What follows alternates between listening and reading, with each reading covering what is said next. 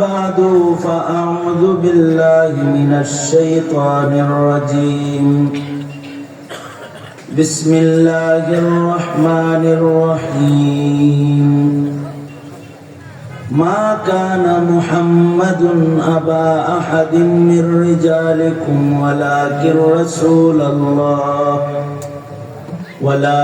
رسول الله وخاتم النبيين وكان الله بكل شيء عليما وقال النبي صلى الله عليه وسلم أنا خاتم النبيين لا نبي بعدي وقال النبي صلى الله عليه وسلم تركت فيكم أمرين لن تضلوا ما تمسكتم بهما كتاب الله وسنة رسوله أو كما قال عليه الصلاة والسلام اللهم صل على محمد وعلى آل محمد كما صليت على إبراهيم وعلى آل إبراهيم إنك حميد مجيد اللهم بارك على محمد وعلى آل محمد كما باركت على إبراهيم وعلى آل إبراهيم إنك حميد مجيد পাহাড়পুর ইমদাদুল উলুম ইসলামিয়া মাদ্রাসার আয়োজনে ৮২তম দুদিন ব্যাপী ইসলাহি দোয়া মাহফিলের আজকের আখেরি রজনী মোহতারাম সভাপতি আওয়াজ ঠিক করো ইকো বন্ধ করো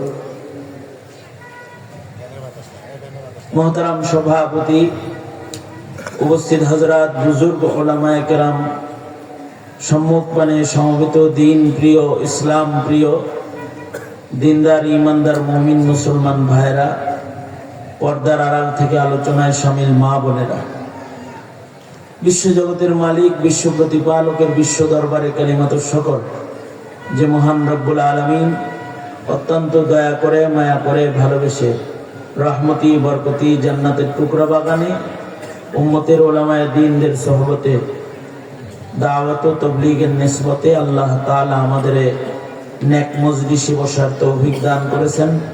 কালিমাতুর শুকর পড়ি, শুকরিয়া আদায় করি, জুবান ছেড়ে ভক্তি ভরে সমস্বরে আওয়াজ করে মোহাব্বতে সকলে বলুন আলহামদুলিল্লাহ। গতকালকে থেকে শুরু করে এ পর্যন্ত হযরত উলামায়ে কেরাম গুরুত্বপূর্ণ নসিহত করেছেন। আমার পরেও যোগ্য বুজুর্গ উলামা হযরতগণ জরুরি কথা আপনাদেরকে বলবেন। আমি বরকতের নিয়তে আয়াত ও হাদিস আপনাদের সামনে পেশ করেছি। কিছু কথা আপনাদের সামনে সবক হিসেবে তাকরার করার ইরাদা। আল্লাহ তাআলা কিছু উপকারী কথা আপনাদের কানে পৌঁছানোর তৌফিক দান করেন। আপনারা দোয়া করুন, বলুন আমিন।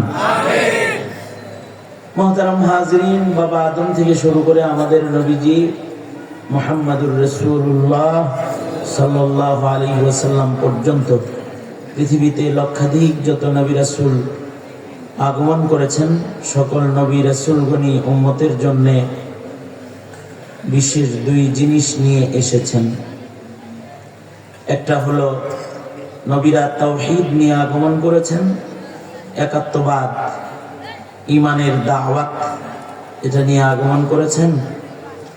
আরেকটা হলো নবীরা ইলমে দ্বীন নিয়ে আগমন করেছেন, যে রবের মারিফত উম্মতকে শিখাইছেন, ওই রব পর্যন্ত পৌঁছার ইলম নিয়ে নবীগণ পৃথিবীতে আগমন করেছেন। নবীরা তাওহীদ নিয়ে এসেছেন, নবীরা ইলমে দ্বীন নিয়ে আগমন করেছেন। তাওহীদ অনেক মূল্যবান, দামি এক দৌলতের নাম। সব নবীদের ইলান ছিল তাওহীদের ইলান। সব নবীরাই জাতিকে বলেছে ইয়া আইয়ুহান নাস কুলু লা ইলাহা ইল্লাল্লাহ। এটা সব নবীদের দাওয়াত ছিল। আপনারা যারা আছেন আপনারা সবাই একজন আর একজনকে দেখতে থাকেন, কতদিন দেখেন না, ঠিক না? লাগেছেন এই এই এই তোমরা 3 জন 4 জন এক জায়গায় বসো না, তোমরা মাঝখানে ছড়ায় ছিটায় বসো। এই বুঝো না আমার কথা? এই ফিরিস্তা সব এক জায়গায় বসেছে, আলাদা আলাদা পায় বেটা। ওদের মাঝখানে মুরব্বীরা বসে, ওরা যেন কথা বলতে না পারে ওই পরিবেশ করে। নাকের ডগায় এইরকম বসায় রাখলে ফিরিস্তা কতক্ষণ পর আলাপ করি। দোনো হাত উপরে তোলেন। আপনারা যে প্যান্ডেলে আছেন, যারা বাজারে আছে তাদের জানান দরকার না যে আপনারা এখানে আছেন, এমনি জানাইবেন। আল্লাহর নামের তাসবিহ পড়েন, জোরে বলেন সুবহানাল্লাহ সুবহানাল্লাহ। এই মাইক ধরলেন কি আপনি? বুঝছেন, আপনাদের আওয়াজে ওনার বিশ্বাস নেই, উনি মাইক ওপেন করে তারপরে কইতেছে সুবহানাল্লাহ। সোজা করেন, জবান খুলে বলেন সুবহানাল্লাহ আলহামদুলিল্লাহ লা ইলাহা ইল্লাল্লাহ। আওয়াজ করে বলেন আল্লাহু আকবার। যত জোরে বলবেন শয়তান তত দূরে যাবে। আল্লাহু আকবার আল্লাহু আকবার। এক হাত নামান, এদিকে দুনো হাত নামাইছেন, শুনেন নাই? এক হাত নামান, দুনো হাত নামান। ডান হাত তোলেন তো, দুনো হাত তোলেন, দুনো হাত নাড়াচাড়া দেন। মাশাআল্লাহ, হাত নামান। এই যেমন হাত নামানো ওঠানো শুনছেন, খেয়াল করে। ডান হাত উঠাইতে বলছি আর ডান হাত উঠাইছেন, বাম হাত উঠাইতে বলছি এই হাত উঠাইছেন। হাত উঠানি এই কথাটা শোনা বেশি জরুরি নাকি নসিহা যেটা হবে এটার মূল্য বেশি? তাইলে এটার চাইতে অনেক বেশি গুরুত্ব দিয়া নসিহত শ্রবণ করা চাই। এতে যিনি নসিহত করেন তার কলবি সুকুন আসে, আত্মতৃপ্তি আসে। আর যারা শোনে, গুরুত্ব দিয়ে শুনলে অনেক দিন স্মরণ থাকে। অনেক দিন স্মরণ থাকলে এ নসিহত তাকে অনেক দিন উপকার পৌঁছায়। সুতরাং তাওয়াজ্জুহ এই দিকে, আমার দিকেই থাকেন। এখনো মাইকের আওয়াজ যত দূর পর্যন্ত যায়, যারা দূরে আছেন মজলিসে শামিল হইলে ভালো। যাদের হাতে মোবাইল আছে, যারা মোবাইল নিয়ে ব্যস্ত আছেন, অনলাইনে বহুত ওয়াজ আমার আছে। আপনি মোবাইল টিপে টিভি বাদ দিয়ে আপনার কলব টিপে টিভি করেন। আপনি হৃদয় দিয়ে 2-4 কথা শোনেন, তাতে ফায়দা বেশি হবে। রাগ হইছেন? হ্যাঁ, আমি কি আমার আলোচনা শুরু করতে পারি? আলোচনা শুরু করে কি আবার আমার আপনাদের সাথে কথা বলতে হবে? ইনশাআল্লাহ বলেন। আল্লাহ তৌফিক দান করেন, আপনারা বলুন আমিন। মুহতারাম হাজিরিন, আমি যে কথা বলতেছিলাম আবার শুরুতে চলে যাই। যুগে যুগে যত নবী রাসূল আগমন করেছেন তারা 2 জিনিস নিয়ে আগমন করেছেন। একটা হলো তাওহীদ এর দাওয়াত, অর্থাৎ ঈমান, আল্লাহ পাকের মারিফতের ইলান। আর আরেকটা হলো আল্লাহ পর্যন্ত পৌঁছার সম্বল ইলমি দ্বীন। কয়টা হলো? 2টা। তাওহীদ নিয়ে নবীরা আগমন করেছেন, ইলমি দ্বীন নিয়ে নবীরা আগমন করেছেন। তাওহীদের অনেক দাম। মুমিন যদি তার জবানে উচ্চারণ করে লা ইলাহা ইল্লাল্লাহ, তাওহীদের এই কালিমা যদি মুমিন উচ্চারণ করে, এই তাওহীদের উচ্চারণের অনেক দাম। আল্লাহর রাসূল বলেছেন, যারা একবার উচ্চারণ করবে লা ইলাহা ইল্লাল্লাহ দাখালাল জান্নাহ, তারা আল্লাহর জান্নাতি। সুবহানাল্লাহ। সবাই মিলে বলেন সুবহানাল্লাহ। একবার লা ইলাহা ইল্লাল্লাহ বললে সে আল্লাহর জান্নাতি। এই কারণেই নবীজি নিজের চাচাকে একবার এটা উচ্চারণ করানোর চেষ্টা করছেন। চাচাকে বলেছেন, একবার বলেন লা ইলাহা ইল্লাল্লাহ। কারণ একবার বিশ্বাসের সাথে যারা কালেমা পড়বে, একবার বিশ্বাসের সাথে যারা ঈমানের এই উচ্চারণটা করবে, তাদেরকেও আল্লাহ তাআলা যে জান্নাতটা দান করবে এটা অনেক বড়। সবচেয়ে কনিষ্ঠ মুমিন, এই উম্মতের সবচেয়ে ছোট তাওহীদের বিশ্বাসওয়ালা মুমিনকে আল্লাহ তাআলা যে জান্নাত দান করবেন, আল্লাহর রাসূল বলেন সে জান্নাতটা হবে এই পৃথিবীর 10 পৃথিবীর সমান। শুধু তাওহীদের উপরে বিশ্বাস স্থাপনকারী মুমিনকে আল্লাহ তাআলা 10 দুনিয়ার সমান জান্নাত দান করবেন। কত দামি! আল্লাহ পাক কোন ধরনের কষ্ট ক্লেশ ছাড়া আমাদেরকে জন্মসূত্রেই তাওহীদের কালিমা দান করছেন। শুকরিয়া আদায় করে শেষ করা সম্ভব না। কোনো কষ্ট আমাদের হয়নি। যারা কোন রকম ঈমান কবরে নিয়ে যাবে, তাওহীদের বিশ্বাস ঈমান যাদের শিরকের মাধ্যমে নষ্ট না হবে, আর যারা ঈমানটা কবরে নিয়ে যাবে, এদেরকে আল্লাহ তাআলা রহমত দিয়া দিয়া জান্নাতে পৌঁছাবে। আল্লাহর রহমত তাদের জন্য শামিলে হাল হবে। আল্লাহ তাআলা বাহানায় বাহানায় এই তাওহীদ ওয়ালাদেরকে, যারা আল্লাহরে চিনছে, কালেমা পড়ছে, তাদেরকে বাহানায় বাহানায় জান্নাত দান করবে। হাদিসে আছে, 2 মুমিনকে আল্লাহ তাআলা বলবে তোমাদের নেকি নাই, নেকি কম, যাও দোজখে চলে যাও। দুজন দোজখের দিকে রওনা করবে। আল্লাহর রাসূল বলেন এই 2 জনের ভেতরে একজন দোজখের দিকে যাবে আর ফিরা ফিরা আল্লাহর দিকে তাকাবে। এই যে ফিরে ফিরে আল্লাহর দিকে তাকাবে, আল্লাহ তাআলা তাকে আবার ডাকবে, বলবে এই দোজখে যাইতে কইছি, আমার দিকে তাকাস কেন? লোকটা হাসরে বলবে আল্লাহ, আলেমদের কাছে শুনছি আপনি মহান দয়ালু,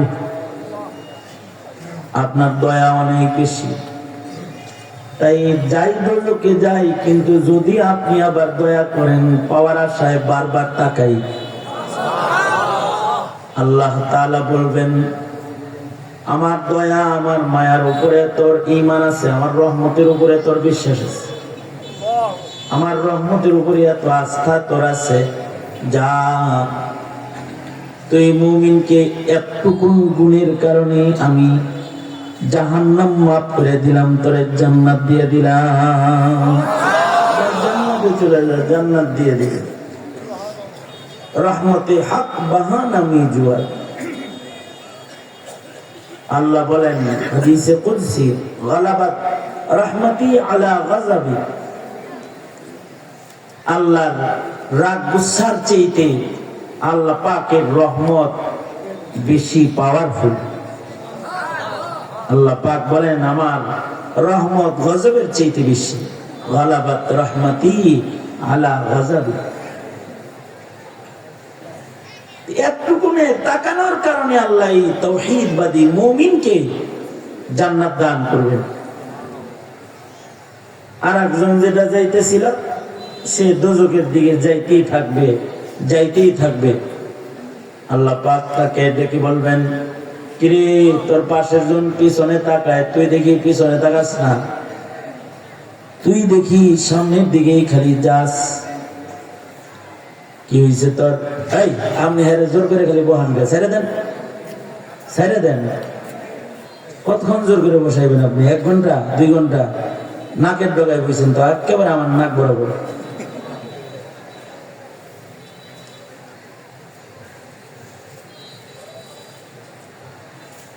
আল্লাহ তাআলা বলবেন যে তুই দেখি তাকাস না, তুই দেখি গেলি সামনের দিকেই যাস। বান্দা বলবে দুনিয়ায় কোনো হুকুম মানি নাই, আজকের হুকুম দোজখে যাওয়ার হুকুম, এটাও যদি না মানি বান্দাও মুখে এমনি। দুনিয়ায় কোনো হুকুম মানি নাই, আজকে আপনার এই হুকুমটা মান্য করতেছি। এই হুকুমটা পালন করে কমাস কম যদি আপনারে খুশি করা যায়, আল্লাহ তাআলা বলবেন যাও মুমিন, আমার হুকুমের উপরে তোমার আস্থা, বিশ্বাস, ঈমান, আমার নির্দেশের উপরে তোমার সম্মান, যাও তোমার জিন্দেগীর গুনাহ এর কারণে আমি মাফ করে দিলাম, জান্নাতে চলে যাও। এটা মুমিন, সে অনেক দামি, মুমিনের অনেক দাম। এ কারণে সব নবীরা ইমানদার বানাইছেন, মানুষকে তাওহীদ শিখাইছেন, বলছেন বলো লা ইলাহা ইল্লাল্লাহ, দাওয়াত দিচ্ছেন। আর নবীরা ইলমে দ্বীন নিয়ে এসেছেন, ইলমের মাধ্যমে নবীরা আল্লাহ পর্যন্ত পৌঁছার পথ দেখাইছেন। ইলমের দ্বারা আল্লাহ পর্যন্ত পৌঁছার পথ আছে। ইলমের আলোয় আলোয় আল্লাহ পর্যন্ত পৌঁছতে হয়। নবীরা ইলম নিয়ে এসেছেন, ইলমের আলো দিয়ে আল্লাহ পর্যন্ত পৌঁছার প্রশস্ত পথ দেখাইছেন। জাগতিক বিজ্ঞান খনি কই আছে এটা দেখায় দেয়, তেল কই আছে এটা দেখায় দেয়, গ্রহ কোথায় আছে এটা দেখায়, আল্লাহ কই এটা দেখায় না। খানা কই আছে, রিজিক কই আছে এটা দেখায়, কিন্তু রাজ্জাক কোথায় আছে এটা দেখায় না। রাজ্জাক দেখায়, আল্লাহ পর্যন্ত পৌঁছার পথ দেখায় যে ইলম, সেই ইলমের নাম হলো ইলমে দ্বীন। সেই ইলমের নাম কি জোরে বলেন? সব নবীরা এই ইলম নিয়ে এসেছেন। আমাদের নবীজি শেষ নবী, আমাদের নবীর শান, আমাদের নবীজি সম্পর্কে আল্লাহর এলান, তিনি খাতামুন নবিয়্যিন। মা কানা মুহাম্মাদুন আবা আহাদিন মির রিজালিকুম ওয়ালাকির রাসূলুল্লাহি ওয়া খাতামান নবিয়্যিন। আমাদের নবী নবীদের শেষ, কিয়ামত পর্যন্ত আমাদের নবীর পরে আর কোন নবী নাই। আল্লাহর রাসূল বিশ্লেষণ করে বলেন, আনা খাতামুন নবিয়্যিন লা নাবিয়্যা বা'দি, আমি শেষ নবী, আমার পরে কিয়ামত পর্যন্ত আর কোন নবী নাই। নবীজি আরো স্পষ্ট করে বলেন, আমার পরে কেউ নবী হইলে ওমর নবী হইতো, আমার পরে আর নবী নাই, কিয়ামত পর্যন্ত আর নবী আসবে না। কিন্তু উম্মত, আমার পরে কিয়ামত পর্যন্ত আমার উম্মত চলবে কেমনে? আল্লাহর রাসূল বলেন, আমি যে ইলম নিয়ে এসেছিলাম এটা দিয়ে গেলাম। তারাকতু ফীকুম আমরাইন লান তাযিল্লু মা তামাসসাকতুম বিহিমা কিতাবাল্লাহ ওয়া সুন্নাত রাসূলিহ। আল্লাহর রাসূল বলেন, আমি তোমাদের কাছে আমার ইলম দিয়ে গেলাম, কোরআন দিয়ে গেলাম, হাদিস দিয়ে গেলাম। এই দুইটার সমন্বয়ে তোমরা চলবে তো আল্লাহ পর্যন্ত পৌঁছবে, হিদায়াতের পথে তোমরা থাকবে। সাবধান, কোরআন সুন্নাহ ছাড়বা তো অন্ধকারে পড়ে যাইবা। ইলম কিয়ামত পর্যন্ত আল্লাহ পর্যন্ত পৌঁছার পথ প্রদর্শন করবে। নতুন নবীর জরুরত পড়বে না, কারণ পৃথিবীর কোন নবীর ইলম আল্লাহ হেফাজতকারী হন নাই। আমাদের নবীর ইলম হেফাজত করার জিম্মাদার স্বয়ং কে? আওয়াজ করে আপনারা বলেন, আরো জোরে আওয়াজ করে বলেন, কে জিম্মাদার? ইলমের হেফাজত করার জিম্মাদারি আল্লাহ নিজের। ইন্না নাহনু নাযালনা যিকরা ওয়া ইন্না লাহু লাহাফিজুন। আল্লাহ বলেন আমার বন্ধুর কাছে অবতীর্ণ ইলম হিফাজত করব আমি নিজে। আল্লাহ তাআলা নিজেই এর হিফাজত করবেন। এই কারণে পূর্বের নবীরা কবরে গেছে, তো নবীর ইলমও হারায় গেছে, হিফাজত হয় নাই। এ কারণে আসল তাওরাত খুঁজে পাওয়া যায় না, আসল জাবুর খুঁজে পাওয়া যায় না, আসল ইনজিল খুঁজে পাওয়া যায় না। নবীদের কাছে অবতীর্ণ কোন সাহিফা সংরক্ষিত নাই, কিন্তু কুরআন আল্লাহর রাসূল রেখে গেছেন যেমন এখনো তেমন আছে। এই যে ছেলেগুলারে পাগড়ি দিলাম, ওদের সিনায় হুবহু নবীর রেখে যাওয়া কোরআনটা অঙ্কিত আছে। ওরা হিফজ করেছে আল্লাহর রাসূলের ইলম, কোরআন ওদের সিনার ভিতরে আছে। ঠিক যেমন আল্লাহর রাসূল রেখে গিয়েছিলেন তেমনই আছে। শুধু এখন আছে তা না, কিয়ামত পর্যন্ত এই ইলম, এই কোরআনের হিফাজতকারী আল্লাহ তাআলা নিজে। ছোট ছোট বাচ্চাদের হৃদয়ে কোরআন আল্লাহ নিজে লিখবে। নোয়াখালীর একটা বাচ্চা 7 বছর 8 বছর বয়স, হাবিব নাম, ও মাত্র 49 দিনে কোরআন শরীফ পুরাটা মুখস্থ করছে। সুবহানাল্লাহ, আওয়াজ করে বলেন। কয়দিন? মাত্র 49 দিন। 49 দিনে টোটাল কোরআনে কারীম মুখস্থ করে ফেলেছে। এটা কি কোন ব্যক্তির শক্তি না আল্লাহর কুদরত? যারা আওয়াজ করে বলেন কার কুদরত? আল্লাহর কুদরত। কারণ এটাকে আল্লাহ হিফাজত করবেন। এই কারণে হাফিজুল কোরআন নিজের ইচ্ছায় হওয়া যায় না, কারণ বান্দার কলবে কোরআন লেখেন স্বয়ং আল্লাহ। যাকে আল্লাহ মনোনীত করেন তার সিনাকে আল্লাহ তাআলা কোরআন লেখেন, তার সিনার ভেতরে আল্লাহ তাআলা কোরআন সংরক্ষণ করেন। মান্নত মানার পরে সে হাফেজ হয় না,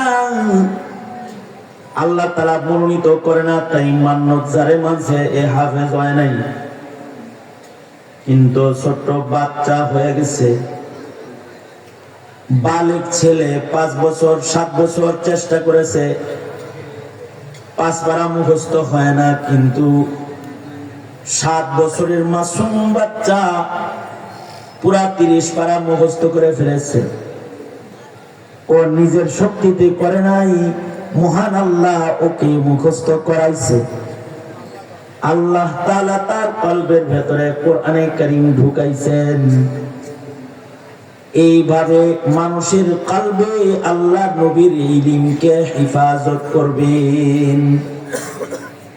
দুনিয়ার কোন নবীর ইলম হিফাজত হয় নাই, কিন্তু যেহেতু আমাদের নবীর পরে আর নবী নাই, তাই আমাদের নবীজির ইলমকে আল্লাহ উম্মতের সিনায় সিনায় হেফাজত করবে। কাগজ কলম না হলেও চলবে। আল্লাহু আকবার বলেন। কাগজ কলম লাগবে না, কম্পিউটারও লাগবে না, কাগজও লাগবে না, মানুষের সিনায় লিখবেন। অন্ধ অন্ধ বাচ্চারা কোরআনের হাফেজ। মৌলভীবাজারে আমি একটা অন্ধদের মাদ্রাসায় গিয়েছি, অন্ধ ছেলেরা শত শত অন্ধরা পড়ে ওখানে, ওদের ভেতরে শত শত অন্ধ, ওরা হাফিজুল কোরআন চমৎকার করে কোরআন মাজিদ পড়ে। চোখে দেখে না, কিন্তু ওদের সিনায় কোরআন লেখলো কে? আল্লাহ লেখছেন। কারণ নবীর ইলমকে আল্লাহ হেফাজত করবে। আমাদের আকাবির বুজুর্গরা আরো অল্প সময়ে কোরআন মুখস্থ করেছে। যেমন হানাফি মাযহাবের একজন ইমাম, ইমাম মুহাম্মদ রাহমাতুল্লাহি আলাইহি, ইমাম মুহাম্মদ মাত্র 7 দিনে কোরআন মুখস্থ করছে। যেমন আমাদের ইমাম ইমামে আজম আবু হানিফা রহমাতুল্লাহ আলাইহি, উনি আশ্চর্য হাফেজ ছিলেন, আজব হাফেজ। দুনিয়াতে কিছু আজব হাফেজ আছে যারা 2 রাকাতে কোরআনে কারীম তেলাওয়াত করেছে পুরাটা। তাদের ভিতরে একজন আশ্চর্য হাফেজ হলেন ইমামে আজম আবু হানিফা রহমাতুল্লাহ আলাইহি, যিনি 2 রাকাত নামাজের ভিতরে টোটাল কোরআন বারবার খতম করতেন।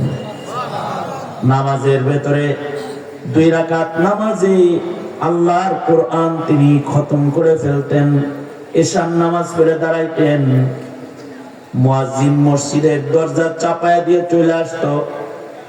মুয়াজ্জিন আবার শেষ রাত্রে ফজরের নামাজ আজান দেওয়ার জন্য মসজিদে যায় দেখতো ইমাম সাহেব কোরআন মজিদের শেষ ভাগ তেলাওয়াত করতেছে। এশার পরে যেমন দাঁড়ানো ছিল ফজরের আগ দিয়ে তেমনই দাঁড়ায় রয়েছে, অর্থাৎ 2 রাকাতের ভেতরে ইমাম 30 পারা কোরআন পুরাটা মুখস্থ করেছি এবং পুরাটা আল্লাহর কালাম 2 রাকাতে তিলাওয়াত শেষ করে ফেলেছি। 2 রাকাতে কোরআন খতম করেছে। আমার উস্তাদ মুহতারাম আব্দুল্লাহ পাহাড়পুরি রহমাতুল্লাহ আলাইহি, পাহাড়পুরি হুজুর, ওনার জবানে বারবার শুনেছি হাফিজি হুজুর কখনো কখনো 12 পারা 13 পারা 2 রাকাতে তেলাওয়াত করে ফেলতেন। 12-13 পারা কোরআন 2 রাকাত নামাজে পড়তেন। আজব হাফিজুল কোরআন। জামিয়া ইউনুসিয়াতে যখন হাফিজি হুজুর পড়াইতেন, আশুগঞ্জ থেকে লজিং থেকে মাদ্রাসায় আসতে যাইতে মেন রোড ব্যবহার করতেন না, উনি ক্ষেতের আইল দিয়ে হেঁটে হেঁটে মাদ্রাসায় যেতেন। জিজ্ঞাসা করলে বলতেন যে আমার যাইতে আইতে 5 পারা 6 পারা 4 পারা কোরআন তেলাওয়াত হয়, রাস্তা দিয়ে গেলে মানুষ সালাম দেয়, মুসাফা করতে করতে আল্লাহর কোরআনের তেলাওয়াতে ব্যাঘাত হয়, এই কারণে ক্ষেতের ছোট রাস্তা দিয়ে হাঁটি, ক্ষেতের আইল দিয়ে হেঁটে যায়, আর যাইতে আইতে 4 পারা 5 পারা কোরআনে কারীমের তিলাওয়াত ওনার শেষ হয়ে যায়। আমাদের আকাবিররা এরকম হাফিজুল কোরআন ছিলেন, যারা নামাজের ভিতরে 2 রাকাত নামাজ আল্লাহর কোরআন পুরাটা মুখস্থ পড়ে ফেলতেন। ইমামে আজম আবু হানিফা রহমাতুল্লাহ আলাইহি তাদের ভিতরে একজন। ইমামে আজম আবু হানিফা রহমাতুল্লাহ আলাইহির সামনে ইমাম মুহাম্মদ রহমাতুল্লাহ আলাইহি মায় মাদ্রাসায় দিয়ে গেছে, তো ছাত্র হয়ে সামনে বসছে। ইমামে আজম আবু হানিফা জিজ্ঞাসা করে, মুহাম্মদ, আমার ক্লাসে হাফিজুল কোরআন সারা বসা নিষেধ, তুমি কি কোরআন মুখস্থ করছো? নি হাফিজ সারা তো বসা নিষেধ। তিনি বলেন, না তো পড়ি নাই হুজুর। ইমামে আজম ইমাম মুহাম্মদকে ক্লাস থেকে উঠায় দিছেন, বলছেন হিফজ শেষ কইরা হাফেজ হয়ে তারপরে ক্লাসে বসবা। 7 দিন আগে উঠায় দিছেন, 7 দিন পরে উনি আবার যায় ক্লাসে বসছেন। ইমামে আজম জিগায়, মুহাম্মদ কোরআন হিফজ করেছো নাকি? ইমাম মুহাম্মদ বলে, শুধু হিফজ করি নাই, 7 দিনে খতম করে আবার মারে খতম শোনায়া তারপরে আসছি। 7 দিনে যে কোরআন খতম করলো, কে করাইলো? জোরে বলেন, আরো জোরে আওয়াজ করে বলেন, কে করাইলো? আল্লাহ করাইলো। তো কারণ এই ইলমের হিফাজতের জিম্মাদারি কার? আল্লাহ। এখন তো কাগজ কলম আছে, একটা সময় গেছে যখন হাদিসও এরকম মুখস্থ করত, হাফেজে হাদিস অহরহ পাওয়া যাইত। কারণ তখন কাগজে লেখা বুখারী শরীফ ছিল না, কাগজে লেখা মুসলিম, আবু দাউদ, তিরমিজি শরীফ ছিল না। তখন কোরআনও মানুষের সিনাই ছিল, হাদিসও মানুষের সিনাই ছিল। হাদিস সিনার ভেতরে মুখস্থ, লাখ লাখ হাদিস মুখস্থ। এক সময়ের মুহাদ্দিসরা হাদিসকে কাগজে কলমে লিখে জাতির কাছে দিয়ে গেছেন। যে সব সিনায় সিনায় যদি হিফাজত হয় উম্মতের উপকার কম হবে, তাই ওনারা কাগজেও লিখছেন। কিন্তু এক সময় হাদিসও সব সিনায় সিনায় ছিল। সাহাবীদের সিনার ভিতরে হাদিস ছিল লাখ লাখ, কমাস কম 1 লক্ষ হাদিস মুখস্থ করলে তাদেরকে হাফিজুল হাদিস বলা হইতো। হাফিজুল কোরআন যেমন আমরা বলি, ওই যুগে হাফিজুল হাদিসও বলতো হাফিজে হাদিস। যাদের লক্ষ হাদিস মুখস্থ তাদেরকে হাফিজে হাদিস বলা হইতো। এখন যেমন একটা গ্রামে শত শত হাজার হাজার হাফিজুল কোরআন আছে, এই পাহাড়পুর মাদ্রাসার উসিলায় পাহাড়পুর এলাকায় হাজার হাজার হাফিজে কোরআন আছে। অত্র অঞ্চলে শত শত হাজার হাজার আলেম আছে, শত শত হাফেজ আছে। একটা সময় ছিল যে ইলমের শহরগুলোতে লক্ষ লক্ষ হাদিসের হাফেজ হাজার হাজার ছিল। হাজার হাজার সিনার ভেতরে কোরআনে কারীম শুধু না, হাজার হাজার সিনার ভেতরে নবীর হাদিস সনদ সহ সব মুখস্থ ছিল। ঢাকা বিশ্ববিদ্যালয়, জাহাঙ্গীরনগর বিশ্ববিদ্যালয়, এগুলোর সামনে কয়েকদিন আগে লেখা দেখছি, এখনো থাকতে পারে, ছাত্রলীগ ঢোকা নিষেধ। কি লেখা? জোরে বলেন, কি লেখা? জাহাঙ্গীরনগরের গেটে লেখা কি? ছাত্রলীগ নিষ্ঠার ঢোকা নিষেধ, এটা লেখা। এটা শুধু জাহাঙ্গীরনগরে লেখা না, ঢাকা বিশ্ববিদ্যালয়ের বিভিন্ন হলের সামনে লেখা ছিল ছাত্রলীগ ঢোকা নিষেধ, এখনো লেখা আছে জায়গায় জায়গায়। যদি গুরুস্থানে খালি লিখতো আওয়ামী লীগ ঢোকা নিষেধ, গেজালে পড়ে যেত সব আওয়ামী লীগ। ছাত্রলীগ ঢোকা নিষেধ কলেজে লেখা, ইউনিভার্সিটিতে লেখা, হলের সামনে লেখা। একটা জমানা ছিল যেই জমানায় কবরস্থানের সামনে লেখা থাকতো জাহেল ঢোকা নিষেধ। গুরুস্থানের সামনে সাইনবোর্ড, এই গুরুস্থানে আলেম ছাড়া জাহেল ঢোকা নিষেধ। শুধু জাহেল ঢুকলে, আলেম ঢুকলেই হবে না, সকল আলেম আছে। গুরুস্থানের সামনে সাইনবোর্ড, মাকবারায়ে মুহাম্মাদিয়া উজবেকিস্তানে আজ ওই গুরুস্থান জিয়ারত করতে ওলামারা যায়। কারণ বলা হয় জান্নাতুল বাকির পরে সবচেয়ে গুরুত্বপূর্ণ কবরস্থান মাকবারায়ে মুহাম্মাদিয়া, যার ভেতরে 2000 প্রায় হাফিজুল হাদিস ঘুমায় রয়েছে, যাদের সবার লক্ষ লক্ষ হাদিস সনদ সহ মুখস্থ ছিল। ইমাম বুখারী রহমাতুল্লাহি আলাইহির 17 জন উস্তাদ এই গুরুস্থানে শুয়ে রয়েছে। গুরুস্থানের সামনে লেখা ছিল তখন, এই গুরুস্থানে যার তার ঢোকা নিষেধ। কে ঢুকতে পারবা? এই কবরস্থানে কার লাশ ঢুকবে? 2 শর্ত। যার নাম হবে নবীর নামে নাম মুহাম্মদ, নাম হইতে হইব কি? নবীর নামে নাম মুহাম্মদ নাম হইতে হবে, তাইলে গুরুস্থানে জায়গা পাবে। দ্বিতীয় শর্ত, 1 লক্ষ হাদিস সনদ সহ মুখস্থ করা লাগবে। এই 2 শর্ত পুরা হইলে গুরুস্থানে মাইয়িত হিসাবে জায়গা পাবে। 2 শর্ত পুরা হইলে। বাইচা গেছে এই যুগের বেনামাজিরা। এখনকার যারা জমিন অক্ষ করে তারাও অত মুত্তাকি না আগের মতো। আগের লোকরা মুত্তাকি ছিল বেশি, অক্ষ করার সময় শর্ত দিয়ে অক্ষ করত।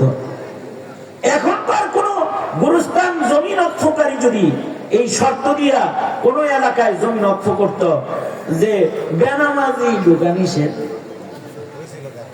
বেশি না, খালি এই শর্ত যদি দিত বেনামাজি ঢোকা নিষেধ, এটা যদি শর্ত দিত, তাহলে যারা নামাজ পড়ে না তারা মুসলমানের গুরুস্থানে জায়গা পাইত না। ঠিক আসতে পেরে বলেন কেন? জোরে আওয়াজ করে বলেন না কেন? মুসলমানের গুরুস্থানে তোমাদের জায়গা হতো না?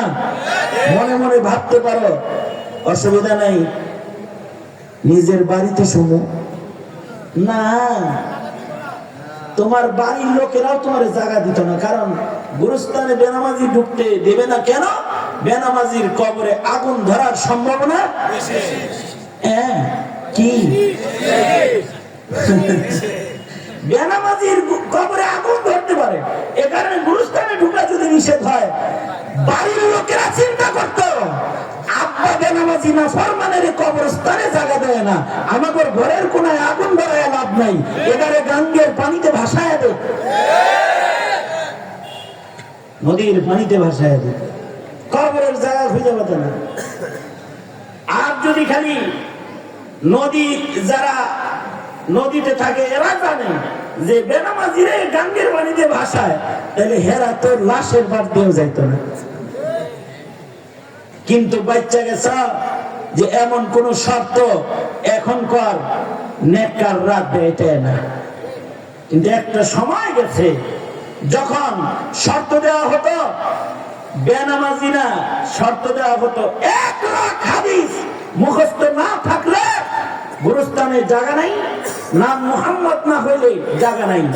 সাহেবে হিদায়া হানাফি মাযহাবের সবচেয়ে বড় ফিকহি ভান্ডারের লেখক, ওনার বাড়ি ওই এলাকায়, কিন্তু লাখ লাখ হাদিস মুখস্থ হওয়ার পরেও ওনার নাম মুহাম্মদ বাবা মায়ে রাখে নাই, এ কারণে ওনারও ওই গুরুস্থানে জায়গা দেয় নাই।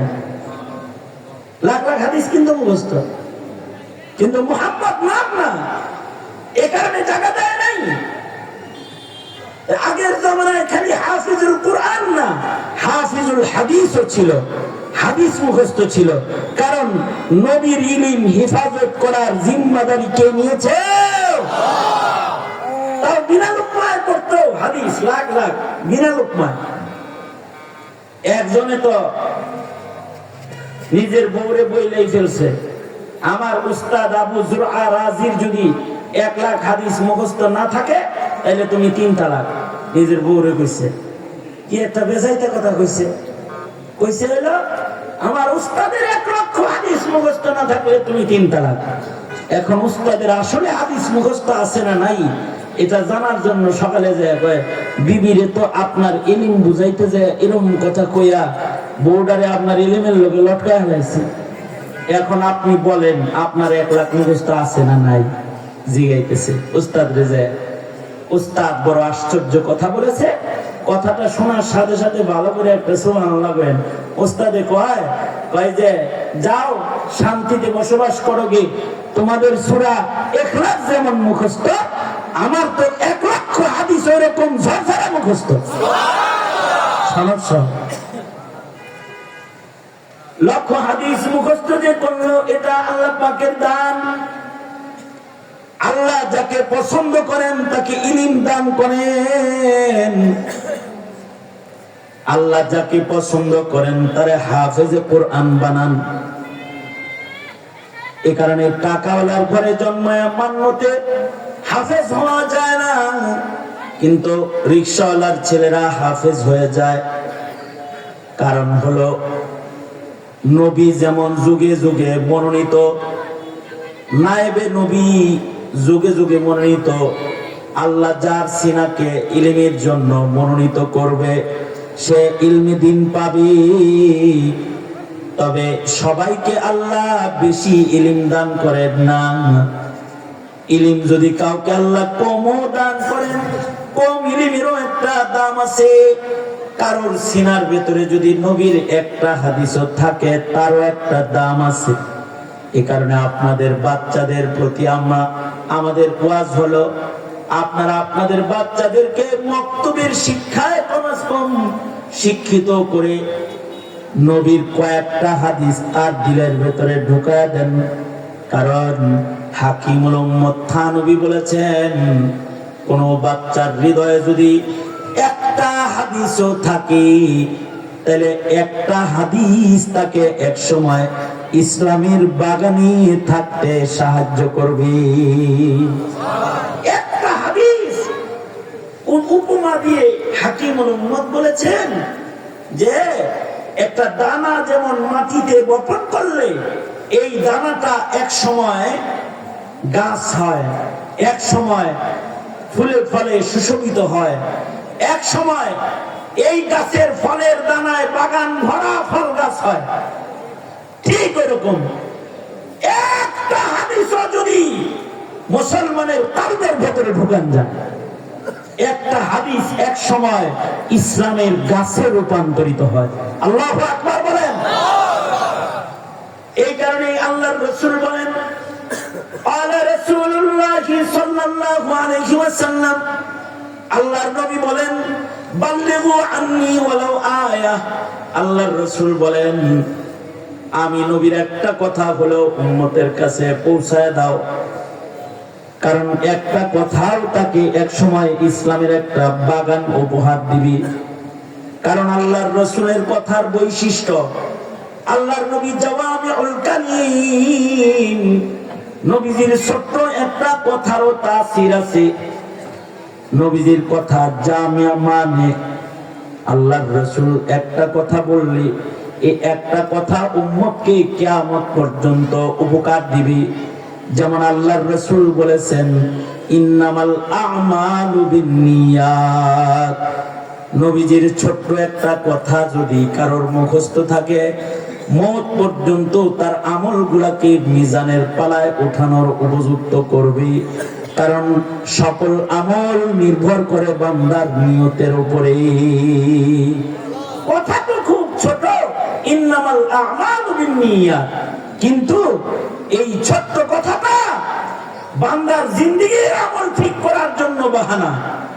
একটা কথার কারণে তার জিন্দেগির সব নেক আমলগুলো ইখলাস যুক্ত হয়ে যাবে।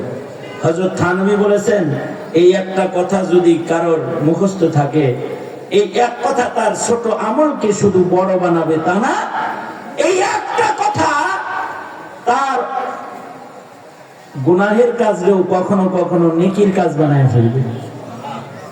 যেমন যেমন মিথ্যা কথা বলা কবিরা গুনাহ, কিন্তু ভালো নিয়তে যদি কেউ মিথ্যা কথা বলে, তাইলে এটার দ্বারা গুনাহ হয় না, বরং সওয়াব হয়।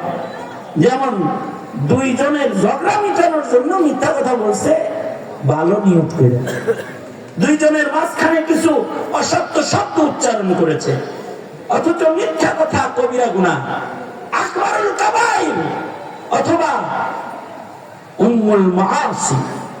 গুনাহের মা হলো মিথ্যাচার, কিন্তু এই গুনার মা নিয়ত ভালো করে বলছে দুইজনের কার্য মিটানোর জন্য, প্রতিটি শব্দের উচ্চারণে তার নেকি জমা হতে থাকবে। আল্লাহু আকবার।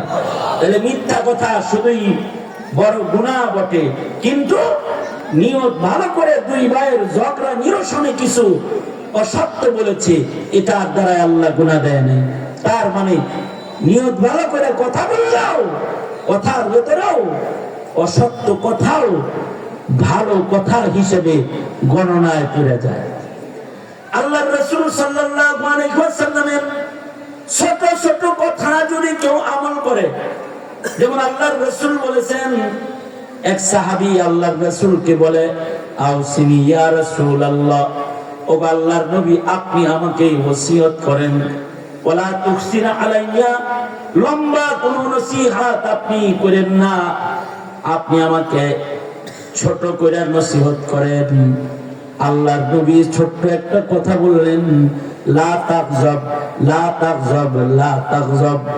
এই একটা ছোট্ট শব্দের ভেতরে এত ইলম, এই শব্দের ভেতরে এত দিক নির্দেশনা রয়েছে।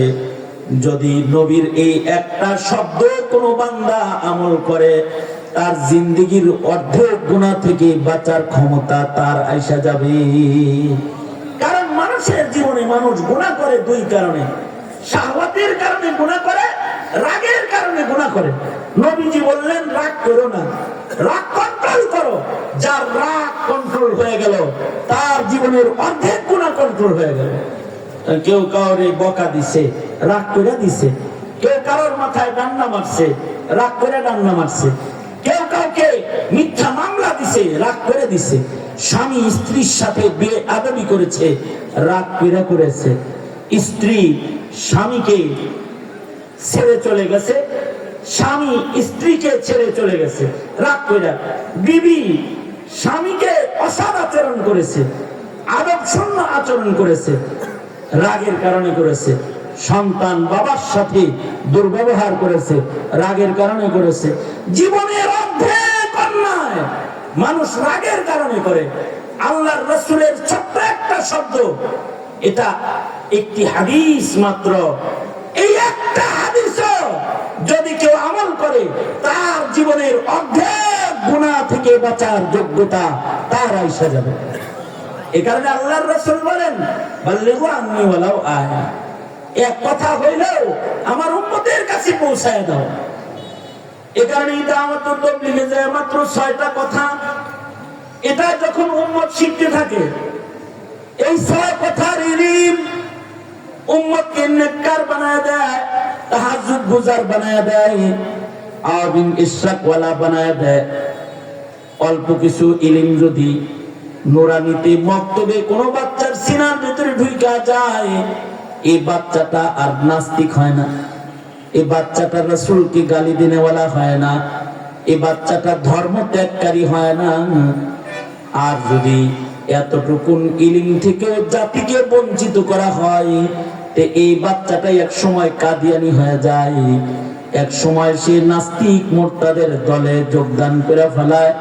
ইলমের অভাবে, মূর্খতার কারণে সত্য বুঝাও চিনার যোগ্যতা তার ভেতরে থাকে না। আগের জমানার মানুষের ভেতরে ইলমের কদর ছিল। আমাদের কিছু কাল আগেও আমাদের সমাজে ইলমের কদর ছিল, আলেমের কদর ছিল। নুরানি মক্তবে যতটুকুনি পড়তো তারা ইলমকে কদর করত, আলেমকে সম্মান করত। আলেমের সামনে তাস খেলার সাহস পেত না, আলেমের সামনে দিয়ে বেপরদা নারী হেঁটে যাওয়ার সাহস পেত না। একজন মসজিদের ইমাম, একজন মুয়াজ্জিনকে কদর করত মানুষ। আজব জমানা এখন, এই জমানায় নাস্তিকের কদর আছে, আলেমের কদর নাই, ইলমের কদর নাই, কোরআন হাদিসের কদর নাই। আলেমদেরকে জেলখানায় তালাবদ্ধ করা হয়, আলেমদেরকে নিগৃহীত করা হয়, আলেমদেরকে জুলুম অত্যাচার করা হয়, আলেমদেরকে কামলা মনে করা হয়। কামলা, কামলা, টাকার কেনা কামলা মনে করা হয়, বেতন দেয়, তাই ইমাম সাহেবের সাথে মুসল্লি হয়ে দুর্ব্যবহার করে বেড়ায়। ইলমের সাথে দুরাচরণ, আলেমের সাথে দুরাচরণ। অথচ নবী আর আসবে না, কিয়ামত পর্যন্ত আলেমরাই জাতিকে রাহবারি করবে, আলেমরাই রাহবারি করবে। আলেমরা যদি রাহবারি না করে, যেই জাতি আলেমের রাহবারি মানবে না তারা গুমরাহ হয়ে যাবে, গুমরাহ হয়ে যাবে।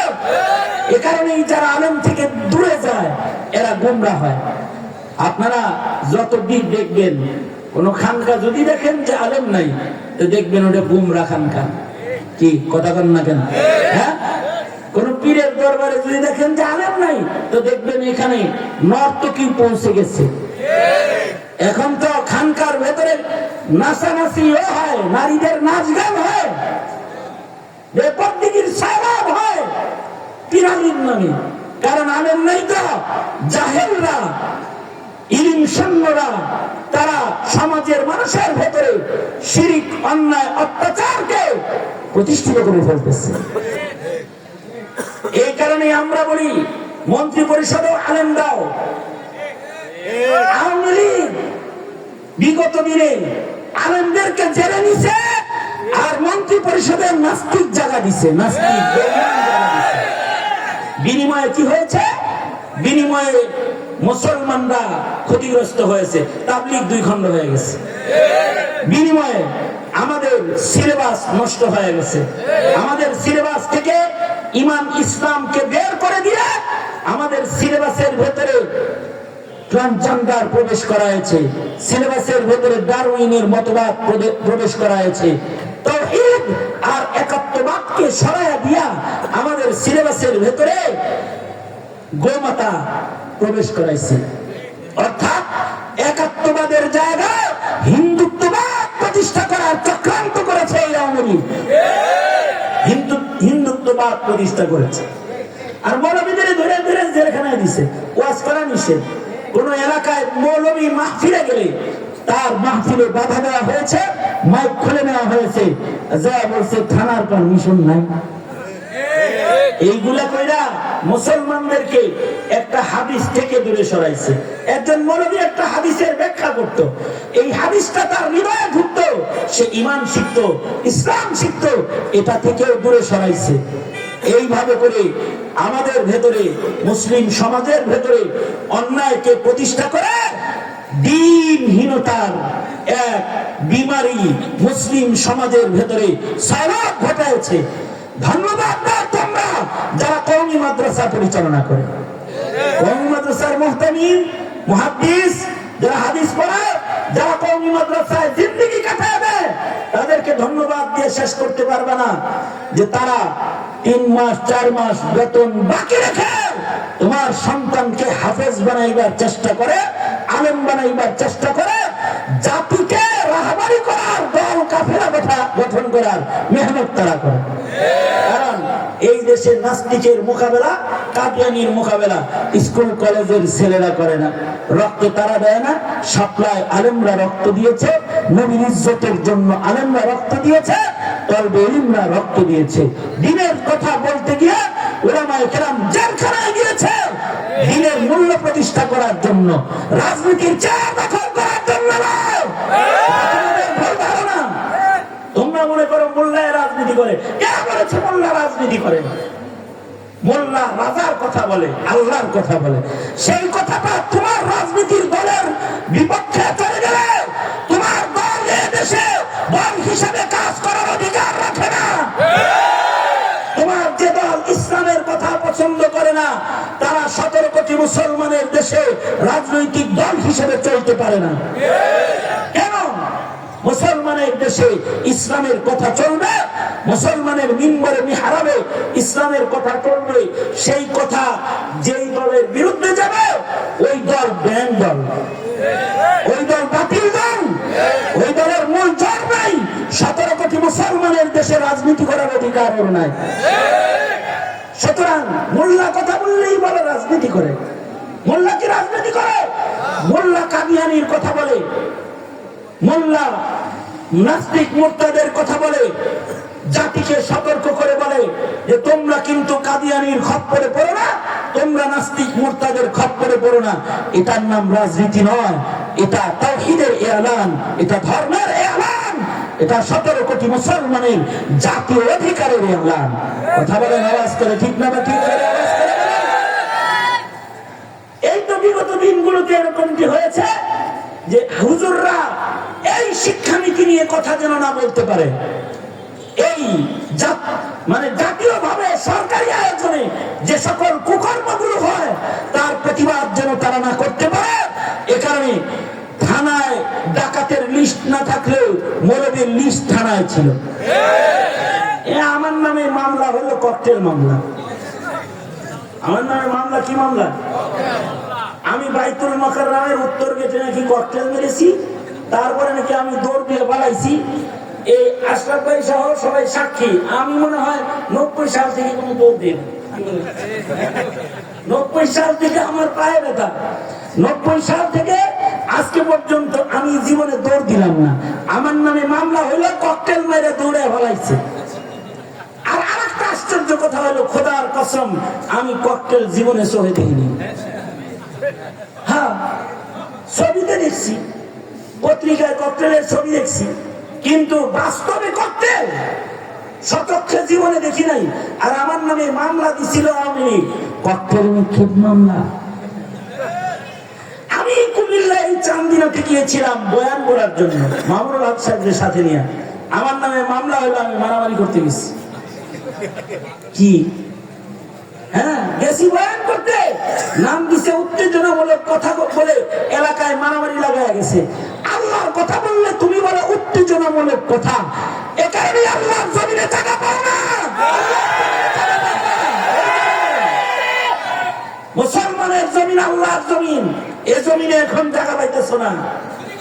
জায়গা পাইলে কোথায়? যেই গোমাতা শিখাইতে গিয়েছিলে সে গোমাতার কাছে জায়গা পেয়েছ। আরামে থাকো। আবার মাঝে মাঝে খবর যে কোনো সময় হুট করে চট করে ঢুকে যেতে পারি। আমরাও চাই ঢুকে যাও, আয়া বড়। কারণ তুমি কমিশন গঠন করে যেমন যুদ্ধ অপরাধীর বিচার করেছিলে, তুমি ঢুকো, বিচার তোমারও হবে, শাপলার রক্তের বিচার হবে, বিডিআরের হত্যার বিচার হবে,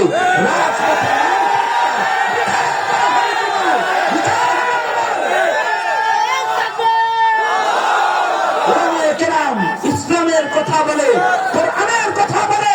উলামায়ে কেরাম কারো চেয়ার টানাটানির কথা বলে না, ইসলামের কথা বলে। কারণ ইসলামের কথা আলেমরা বলবে না তো কে বলবে? নবী আর কোনদিন কে আসবে?